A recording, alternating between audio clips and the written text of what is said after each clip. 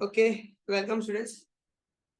Today we are starting chapter number 2, statistics, part 1. Correlation. Name of the chapter is correlation, linear correlation. Now, linear correlation. Correlation means what? और correlation अगर बोलेंगे तो किसे बोलेंगे? तो connected है यानी कोरिलेशन है. आप लोग इकोनॉमिक्स में सीख चुके हो. Demand and price. There is connection between demand and price. It's a law of demand. Price increase, demand decrease. And vice versa. If price decrease, demand increase. हाँ, ये बात अलग है. कमल सर के केस में ऐसा होता नहीं. कमल सर की प्राइस तो डिक्रीज है लेकिन डिमांड इंक्रीज नहीं होती. पता नहीं क्यों. लेकिन जनरल रूल तो यही है कि अगर प्राइस इंक्रीज करोगे तो डिमांड डिक्रीज होगा, प्राइस डिक्रीज करोगे तो डिमांड इंक्रीज होगा. तो यहाँ पे ये दोनों के बीच में रिलेशन है. इसका मतलब इसे बोलेंगे देयर इज कोरिलेशन. इन दोनों के बीच में रिलेशन है. सेम वे अगर मैं ऐसा बोलता हूं price of milk increase and demand of clothes decrease because of milk price. Is it possible? No. Not possible. Why? No relation. No relation. Here, price and demand of different price and different price and different item. There is no relation between these two because price of different item and items are different. Cloth और milk के price में कोई relation नहीं है, यानी वहां पे को रिलेशन नहीं है. को रिलेशन नहीं है मतलब वहां पे कोई चेंजेस नहीं होगा. तो यहाँ पे जो हम फाइंड करने वाले हैं ना, हम जो यहाँ पे फाइंड करने वाले हैं वो रिलेशन दोनों के बीच में है कितना वो फाइंड करने वाले. तो यहाँ पे क्लोथ की जगह मिल्क बोला होता तो चलता. Price of milk and demand of milk, अगर ये दोनों के बीच में रिलेशन की बात करूं तो हाँ, देयर एग्जिस्ट कोरिलेशन. उन दोनों के बीच में रिलेशन है. यहाँ पे कुछ फर्क पड़ सकता है लेकिन क्लोथ और प्राइस ऑफ मिल्क वो रिलेशन नहीं है. तो यहाँ पे जो कोरिलेशन है वो मैंने आपको एक्सप्लेन किया कोरिलेशन है क्या. अब उनके बीच में रिलेशन फाइंड करना जिसका नाम है कोरिलेशन कोएफिशिएंट, जिसका नाम है कोरिलेशन कोएफिशिएंट, उसका मेजरमेंट वैल्यू है जिसको हम R से डिनोट करते हैं. Correlation coefficient is denoted by R. अब ये वैल्यू है कि किसके बीच में रिलेशन है, तो कैसा रिलेशन है, कितना रिलेशन है, उसका वैल्यू.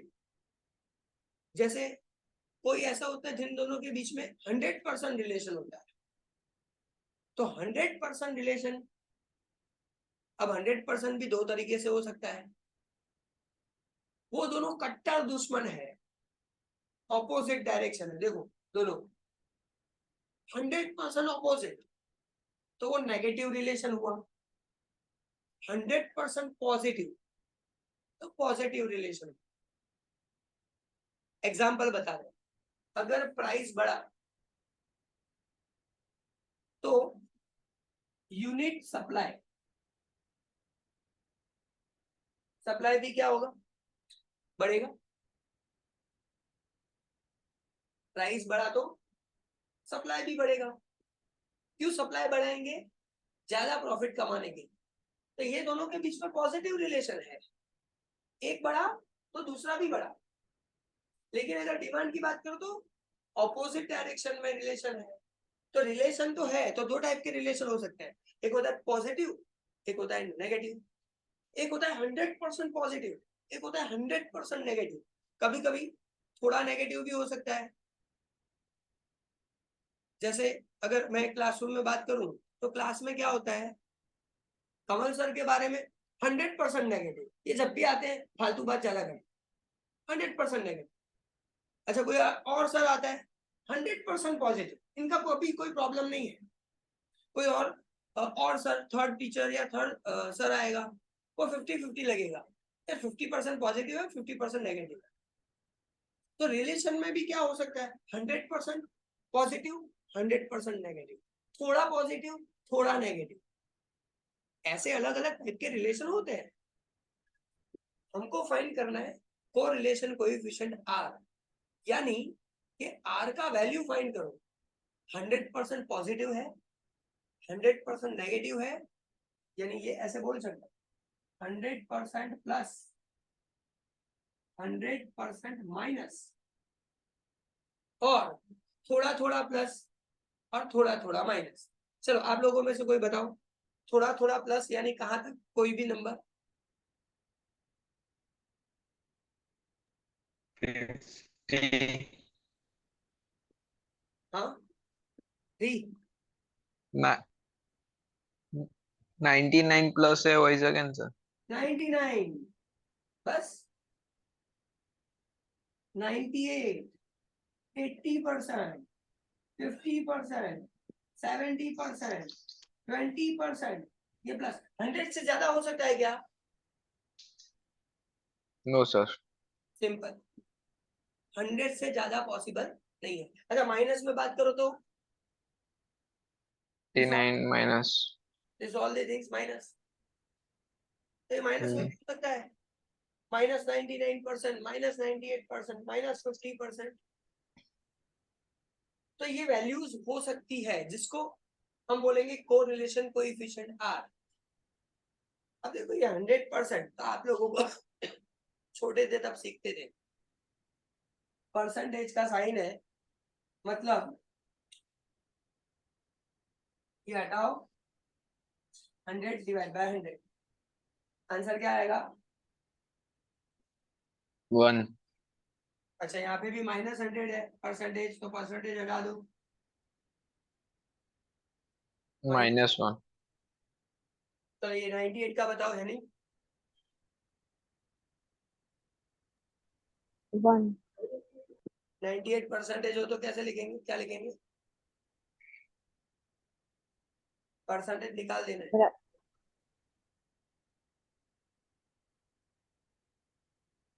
बोलो फिर से। એટલે 98 divided by 98 98% मीन्स उसको अगर ऐसे लिखना हो -1 +1, जैसे ये बनाया वैसे बनाना हो तो 90 minus 98 divided by 98 तो minus 98 sorry minus 1 100 परसेंटेज का साइन कैंसिल करने के लिए डिवाइड बाय 100 करते हैं, तो परसेंटेज कैंसिल करो अपॉन 100, तो आंसर आएगा 0.98। अगर वो माइनस है तो -0.98। चलो ये 80% का बताओ। 0.80 ठीक है 0.80, माइनस हो तो माइनस, प्लस हो तो प्लस। तो मैं ऐसा बोल सकता हूं सर आर का वैल्यू -1 से 1 के बीच में हो सकता, -1 से कम पॉसिबल नहीं है, 1 से ज्यादा पॉसिबल नहीं है। तो जब कोरिलेशन कोएफिशिएंट आर फाइंड करेंगे तो वो -1 से लेके 1 हो सकता है। बस इतना मुझे एक्सप्लेन करना था, और उसका एक्सप्लेनेशन मैंने रिलेशन से दे दिया। अगर माइनस में है तो नेगेटिव कोरिलेशन है, प्लस में है तो पॉजिटिव कोरिलेशन है। अब ये फाइंड करने की मेथड्स, कोरिलेशन फाइंड करने की मेथड। आपके टेक्स्ट बुक में कोरिलेशन फाइंड करने के लिए 3 मेथड्स दी है। पहला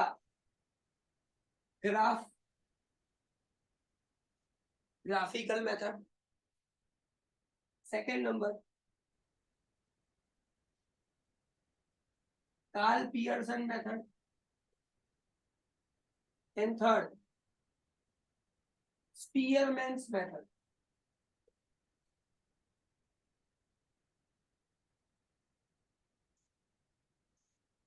एक तो ग्राफ से पता चलता है, दूसरा कार्ल पियर्सन ने जो फॉर्मूला दिया है उससे पता चलता है, और तीसरा स्पीयरमैन ने जो फॉर्मूला दिया है उससे पता चलता है।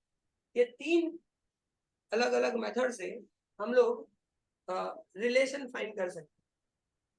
ग्राफिकल मेथड से आर का एग्जैक्ट वैल्यू नहीं मिलता है, ये दोनों मेथड से आर का एग्जैक्ट वैल्यू मिल जाता है। चलो दक्ष कुछ पूछना है ऐसा लग रहा है। No sir.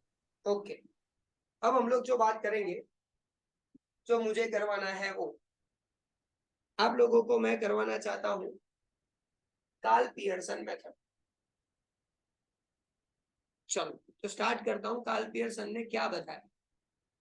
तो कार्ल पियर्सन ने हमें यहाँ पे फॉर्मूला दी है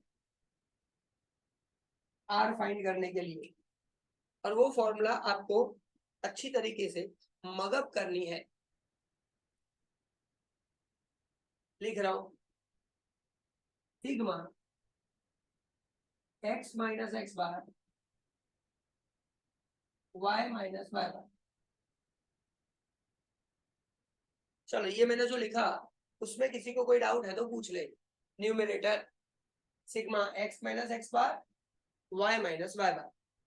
ऊपर का आसान मुझे लग रहा है, आप लोगों को अगर कुछ डाउट है तो पूछ सकते हो। एडी जी Yes, sir. आसान है ये ऊपर वाला? Yes. आसान नहीं है? है. है, ठीक है। दक्ष जी बोलो क्या लिखा है ऊपर? Sigma x minus x bar y minus x bar Y बार। आसान है कि हार्ड है? आपको गलत बोलना है ऐसा हो गया है। ना, इजी है। चलो फिर से बोलो। सिग्मा एक्स माइनस एक्स बार सिग्मा वाई माइनस वाई बार। है नहीं, क्या गलती की दक्ष ने? सर गलती नहीं की है. गलती की है, रिकॉर्डिंग में सुन लेना। ठीक है, चलो आप बोलो हैनी जी। पता चल गया सर। अब बाद में दक्ष, बाद में पहले हैनी को बोलने दो। हाँ हैनी बोलो। R is equals to sigma x minus x bar multiplied by y minus y bar. ठीक है, आपने सही बोला, लेकिन मैंने मल्टीप्लाई ऐसा वर्ड यूज नहीं किया था। मैं फिर से बोल रहा हूँ। अच्छा दक्ष, आपकी गलती आपको पता चल गई हो तो बोलो। Sir y sigma x x minus x bar में ही आता है ना, उसमें हाँ नहीं है वाई। परफेक्ट, चलो फिर से बोलो। Sigma x minus x bar y minus y bar. Done. Sigma x minus x bar y minus y bar. जैसे आपने गलती की वैसे बहुत सारे स्टूडेंट गलती करते हैं। सिग्मा एक्स माइनस एक्स बार सिग्मा वाई माइनस वाई बार, दही भैंस पानी में, फॉर्मूला हो जाती है गलत। ठीक है, अब आगे डिवाइड करना है।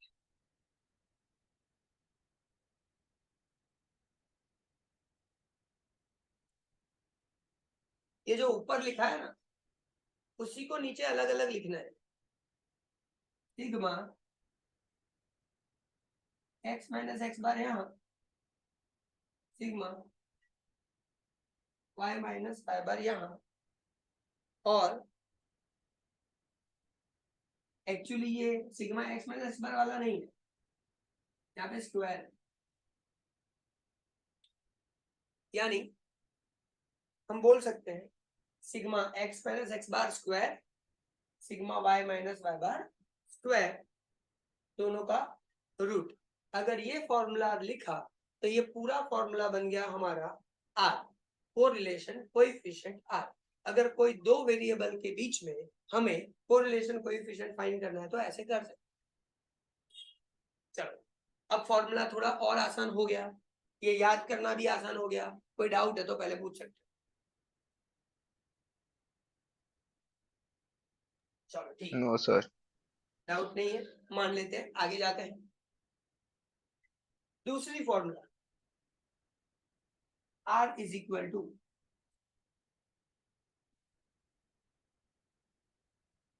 n sigma x Y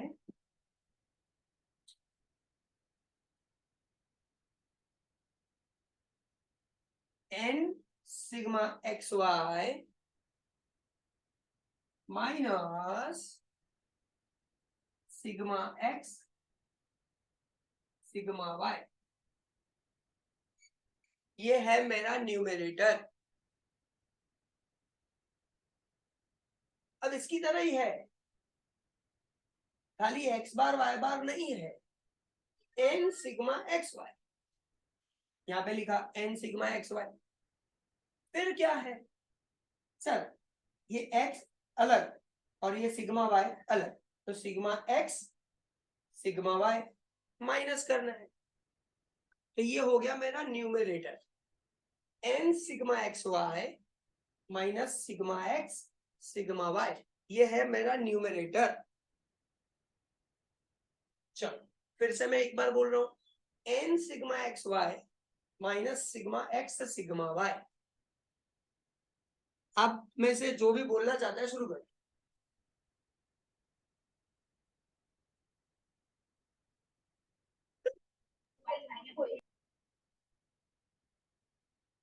start.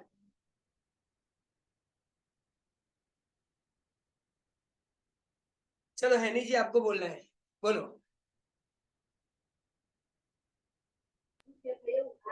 मतलब नीचे શું આવે એ બોલો ને. No, numerator R is equals to n sigma xy minus sigma x sigma y. Done. चलो Lakshya ji. n sigma x y minus sigma x sigma y. फिर से बोलो। पैरामीटर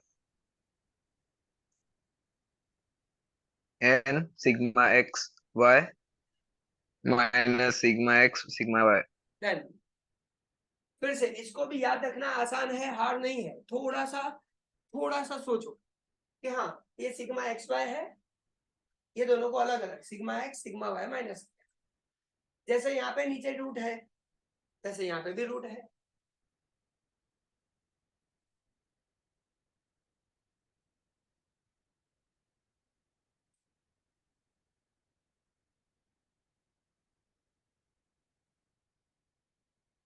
एन ये वाला अलग लेते हैं, ये माइनस, ये पीछे वाला अलग, सेम में यहाँ पे भी ये एन के साथ वाई वाला माइनस ये अलग।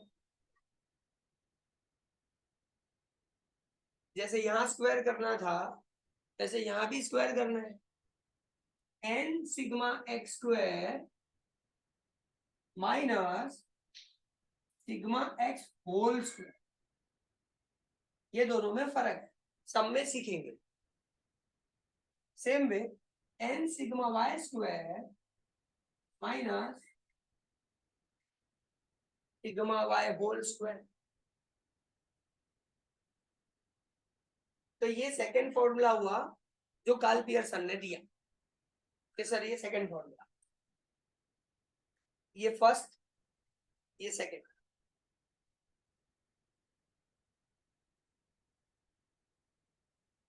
चल आप दोनों में से किसको ये दोनों फॉर्मूला याद हो गई कि हाँ सर मेरी 100% याद हो गई, अभी ही याद है कोई?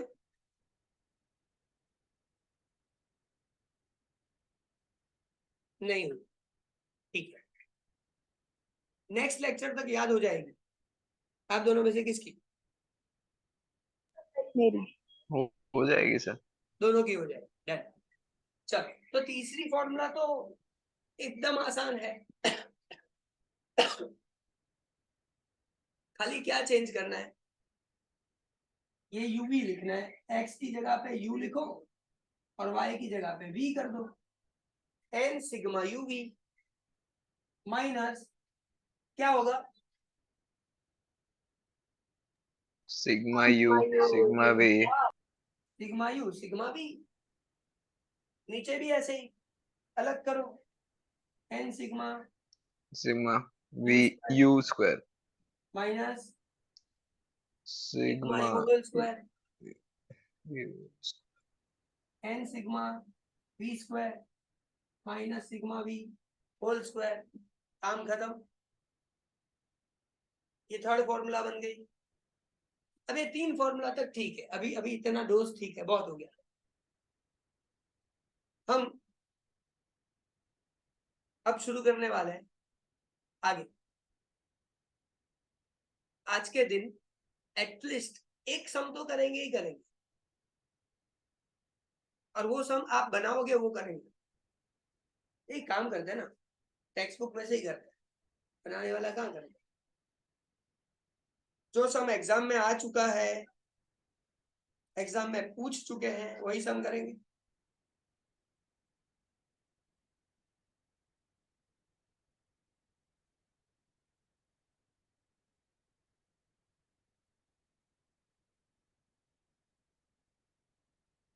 देखो टेक्स्ट बुक निकालो, उसमें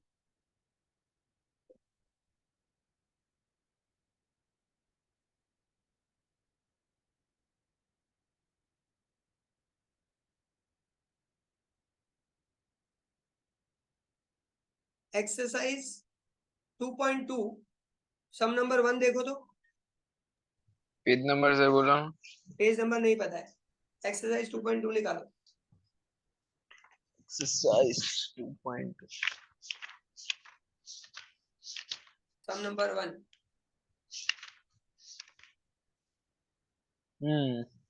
क्या लिखा है उसमें, पढ़ो।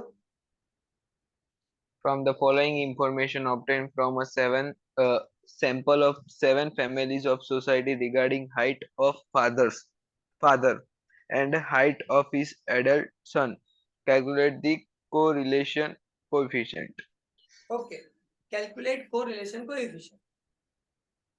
तो कोरिलेशन कोएफिशिएंट यानी आर फाइंड करना है। कौन सी मेथड से बोला है? No, sir. नहीं लिखा है, मतलब हमको कार्ल पियर्सन मेथड से कर देना है। कुछ नहीं बोला है तो आसान है। स्पीयरमैन तो बोलेंगे तो करेंगे, वरना नहीं करेंगे। क्या क्वेश्चन ऐसा दिया होगा जिसमें स्पीयरमैन ही होता होगा, वो एक्सप्लेन करेंगे बाद में। अभी तो हम कार्ल पियर्सन मेथड का ये सम कर रहे हैं, और ये जो सम है वो मार्च 20 में पूछा गया था। तो यहाँ पे मैं लिख लेता हूँ, एक्सरसाइज 2.2 क्वेश्चन नंबर 1।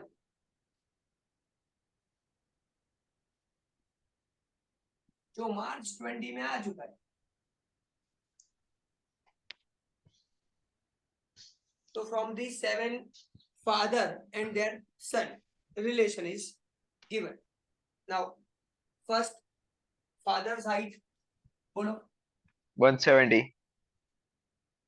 तो हम एज्यूम कर लेते हैं कि जो फादर है उसकी हाइट x है 170।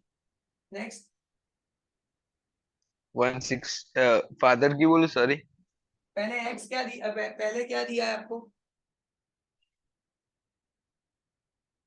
पहले आपको क्या दिया है वो सम में? फिर हाइट ऑफ सन दिया है।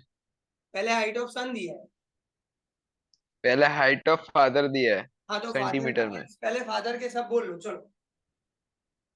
170, 169, 168, 168, 167, 167, 166, 165, 164. चलो ये जो हाइट है वो फादर की दी है, जिसको मैंने x एज्यूम कर लिया। चलो सन का हाइट बोलो। 172, 168, 170, 168, 165, 167, 166.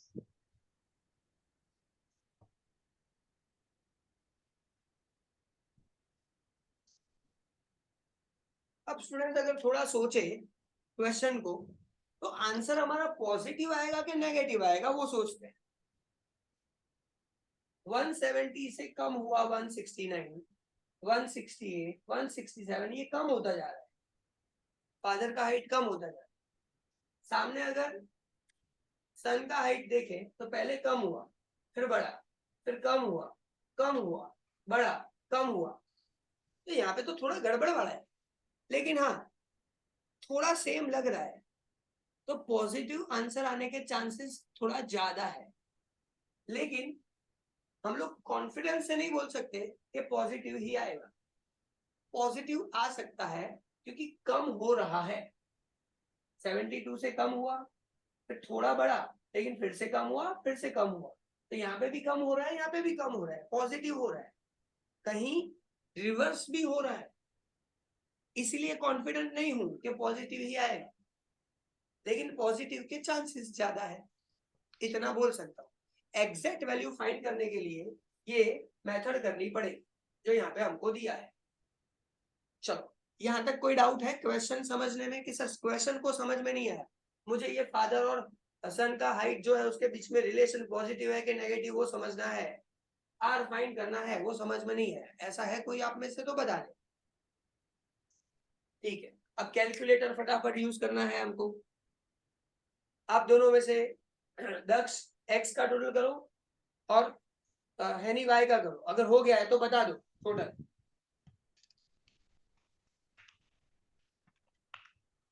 सिग्मा एक्स और ये जो बाजू वाला है वो सिग्मा वाई। 100, 1169 क्या? x. ओके, 1169 ये है मेरा सिग्मा एक्स। अच्छा वाई की बात करो।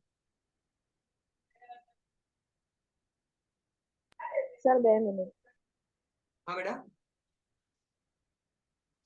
Sir 2 minute. ओके,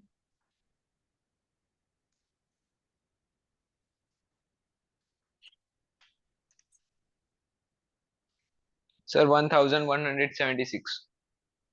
1176 ये हो गया सिग्मा वाई। अब ये दोनों का यूज करके मैं एक्स बार और वाई बार फाइंड कर लेता हूं पहले। X bar is equal to sigma x upon n, sigma x 1169 divide by n 1 2 3 4 5 6 7। Sir 7 numbers है, 7 फादर है, तो डिवाइड बाय 7। आंसर बोलो। 167. 167 मेरा आंसर आया। ये है मेरा एक्स बार। ऐसा ही मुझे वाई बार फाइंड करना है। Y bar is equal to sigma y upon n, sigma y 1176 divide by 168. 7, 168। चलो अच्छी बात है, मुझे एक्स बार और वाई बार दोनों मिल गए, और दोनों के आंसर परफेक्ट नंबर्स है, यानी पॉइंट में आंसर नहीं है, फ्रैक्शन में नहीं है, परफेक्ट नंबर आए। अगर ऐसा आता है तो मेरे लिए ये कैलकुलेशन करना आसान हो जाएगा, x minus x bar, y minus y बार कैलकुलेशन आसान हो जाएगा।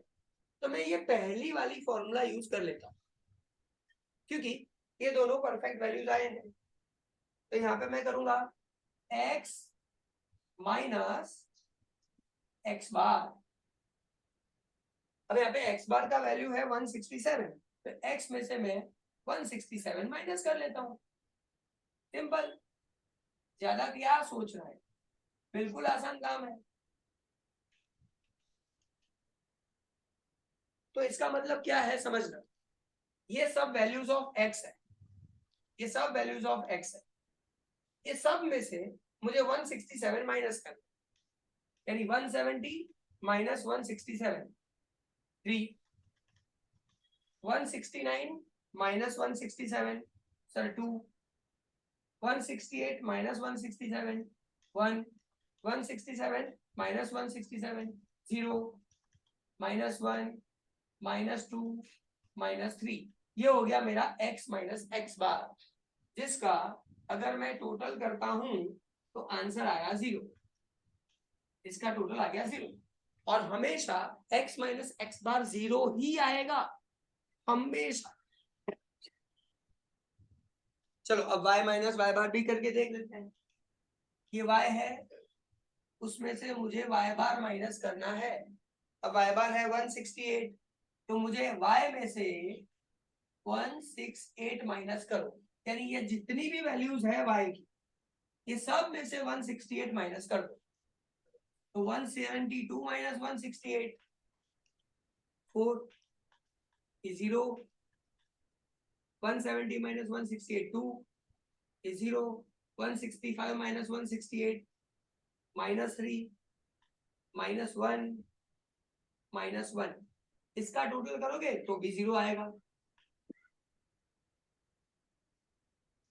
नहीं आ रहा है तो कुछ गड़बड़ है, चेक कर लो एक बार। 172 माइनस 168 4 बराबर है, ये बराबर है, ये भी बराबर है, ये भी बराबर है, ये बराबर नहीं है, हाँ है ना, ठीक है। 7 आ रहा है, 1 आ रहा है आंसर में।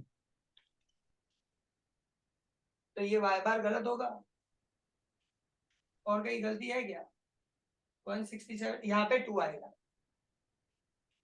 166 माइनस 168 माइनस 2, अब टोटल हो गया 0। 0 डन।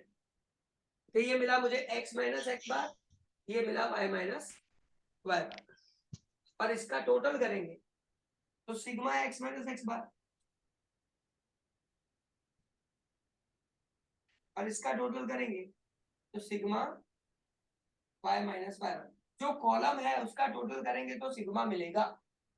अब सोचे तो सर जी यहाँ पे मुझे x माइनस एक्स बार y माइनस वाई बार का मल्टीप्लीकेशन चाहिए, फिर सिग्मा उसका टोटल करना है, यानी यहाँ पे मुझे कॉलम बनाना है x माइनस एक्स बार y माइनस वाई बार, ये दोनों का मल्टीप्लीकेशन करना है। चलो भाई कर लेते हैं। 3 4 12 0 2 0 3 2 6, अब इसका टोटल कर लो।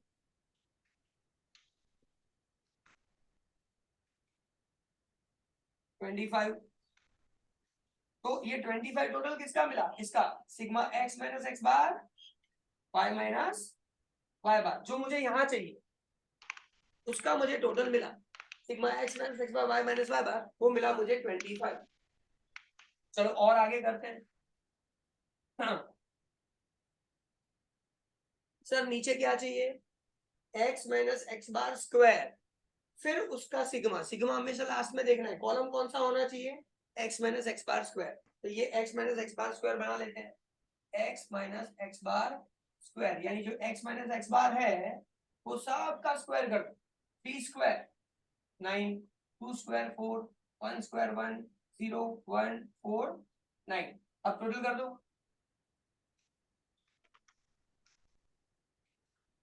28, sigma x minus x bar square, ये x minus x bar square था, उसका टोटल किया, यानी sigma x minus x bar square मुझे मिल गया। सेम वे सर दूसरे रूट में y minus y bar square, उसका टोटल सिग्मा, तो सेकेंड वाले में लिखेंगे y minus y bar square, यानी ये सब y माइनस वाई बार थे, ये सबका स्क्वायर कर दो,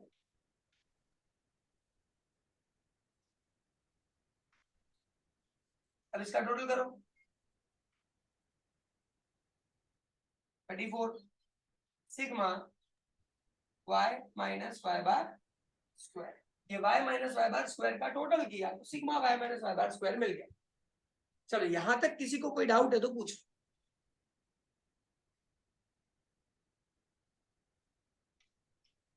यानी बेटा क्लियर हो रहा है?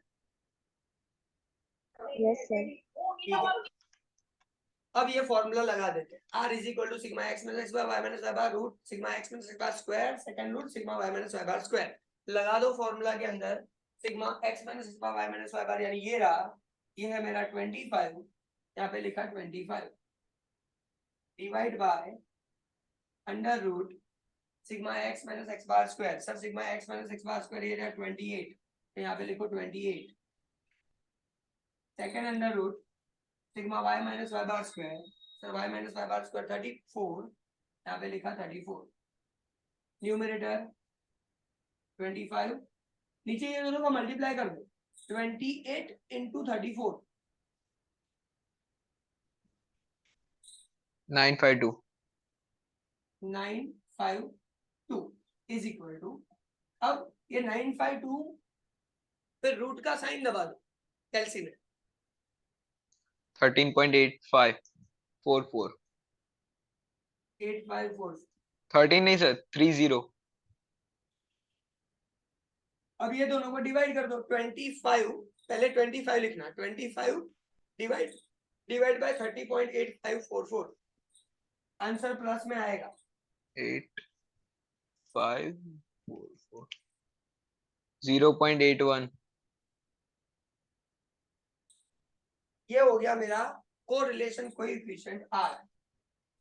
अब देखो मैंने आप लोगों को क्वेश्चन शुरू होने से पहले बताया था कि मुझे ऐसा लग रहा है कि यहाँ पे पॉजिटिव रिलेशन ज्यादा है, क्योंकि हाइट कम हो रही है, सामने भी कम हो रहा है, कहीं कहीं रिवर्स है। वो जो कहीं कहीं रिवर्स है ना, इसकी वजह से आंसर परफेक्ट नहीं है। 0.81 इसका मतलब 81% रिलेशन है,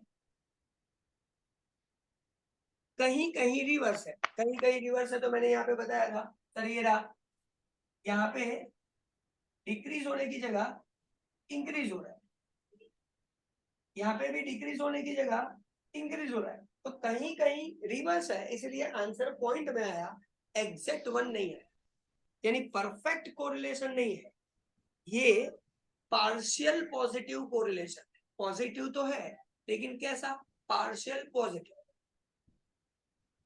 ऐसा इसका नाम है। और ये आप लोग सब सीख जाओगे मुझे पता है, जैसे जैसे लेक्चर्स बढ़ लोगे सब कंप्लीट करोगे।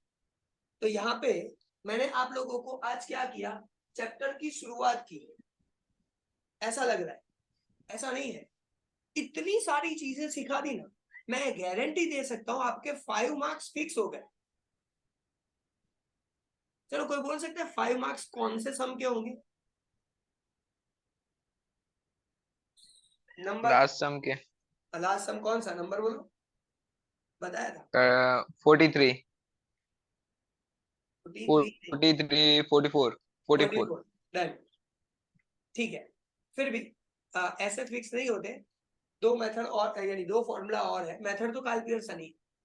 ठीक है, यहाँ पे लेक्चर ओवर करते हैं, रिकॉर्डिंग स्टॉप करते हैं, रीजॉइन होके